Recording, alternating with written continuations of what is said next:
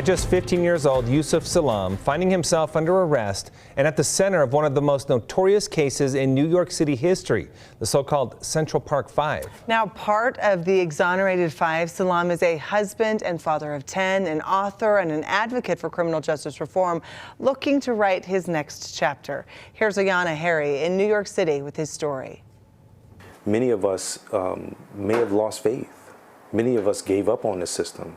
Yusuf Salam knows what it's like to feel vulnerable and voiceless. 33 years ago, I was run over by the spike wheels of justice. At just 15 years old, Salam found himself under arrest and at the center of one of the most notorious cases in New York City history. Of the Central Park jogger case. Salam and 4 other teen suspects became known as the Central Park Five. Salam spent 7 years in prison for a brutal rape, assault, and attempted murder that he did not commit. People who became politicians like Donald Trump. He said, no, these guys are guilty. Matter of fact, we should bring back the death penalty. Put a bounty on our heads. After a lengthy legal fight, the 5 were exonerated in 2002. Today, Salam is a husband and father of 10, an author, and an advocate for criminal justice reform. You should not rush to judge. Yusuf Salam is now opening up about the next chapter in his story. He's running for public office. When you're called, you have to come.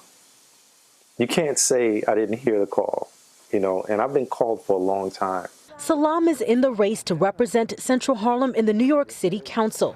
The Democratic primary is in June. He's running against the current council member and several longtime local politicians. It's a little crowded, but, it wouldn't be worth it if it wasn't. It wouldn't be worth it if it was easy. Born and raised here in Harlem. Thank you, my brother. I really that's how we do it. Salam is clear on the change he wants to see in this community. A big platform that I'm running on is making sure that the budget is pushed in such a way that we benefit more. He's also campaigning on issues of public safety and affordable housing. For people who live in Harlem to be able to have the ability to stay here.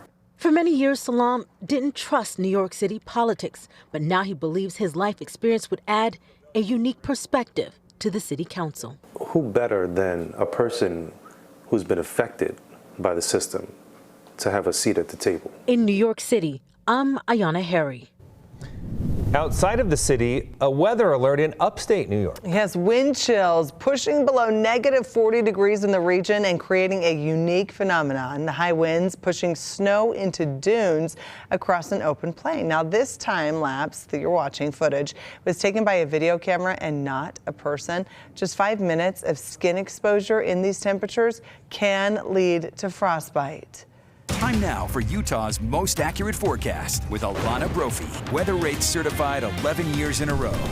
All right, and we're glad to be past that kind of cold that we saw earlier in the week. Yeah, we're in a little bit of a warm stretch at least, Alana. Yeah, our warming trend has been nice, but unfortunately inversion kind of hampering that in places today. So is the cloud cover. But Dimpledale was showing off this morning. There is a way to beat the inversion. You have to get above it. Rachel Whitaker taking this great photo. Thanks for sharing it with us. Yeah, you have to go high when you have to deal with the inversion, because if you're in your valleys, it is not a pleasant sight. Live look from Hiram, where you can see that inversion layer. This is Cache Valley as you look towards the mountains. On top of that, you've got cloud cover. So all in all, really rough. And they're going to hold on to unhealthy air in Cache Valley for tomorrow. Saturday also brings unhealthy air to Salt Lake County and over in Duchesne. We also have unhealthy for sensitive groups. That's the orange that you're seeing in your map. Box Elder, Weber, Davis, Utah County. It just means if you have respiratory issues that you can really feel those changes. Also the case on the eastern side of the state towards Uinta County. So high pressure is the cause of this. We've trapped that cold air. Cloud cover on the move, which you notice has filled in the last few hours the entire state.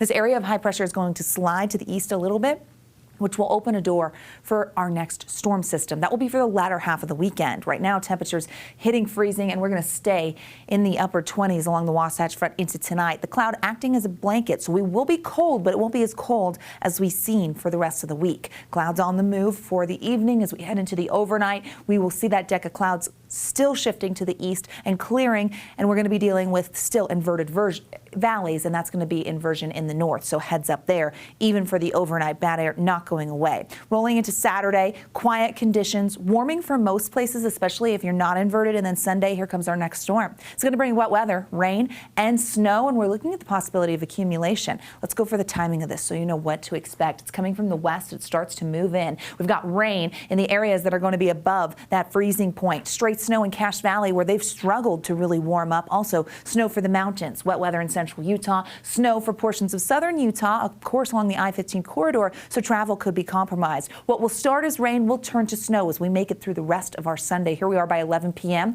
Northern Utah dealing with snow, not just the high country. We could see it in the valleys. This is problematic because as we see that snow overnight Sunday into Monday, it means the Monday morning commute could be a little slick, snow covered, so a heads up there. I know we're going to go through the weekend and enjoy what we can, but just know that storm coming in Sunday could complicate things. And as we get through the rest of our Monday, some snow showers will hold on.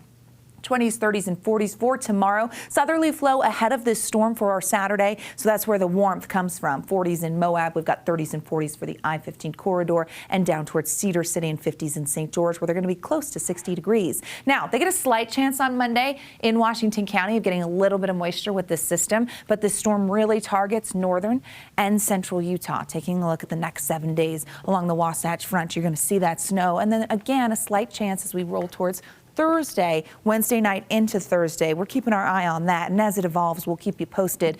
The bad air is taking the headline, though. It's just been really rough out there. Nobody wants to breathe that in. Limit your time outdoors. Yep, terrible. Okay, Alana, thank you so much. And while we're all here, we should make mention as to why we're all in coordinated outfits today, all in our red. Well, it's all for a very good reason. Yeah, we are going red for women to raise awareness for heart disease. It's something that can affect any woman at any age. In fact, cardiovascular disease is the #1 killer of women, causing 1 in 3 deaths every year. Now, if you'd like to learn more about cardiovascular disease in women, you can go to goredforwomen.org. It's such an important cause. So many women at risk. We've got to be so careful. 1 in 3, that's a big number. All right, thanks for wearing your red today. Yep. Yeah, I think we all have our pins on. And everything. Let's chat sports now, too, on such a serious note. Yeah. Home sweet home. Jazz loving it here, Yep. aren't they? Yeah. Utah Jazz play the third game of a 5-game homestand tonight when they take on the Atlanta Hawks. Now, there's been a lot of excitement surrounding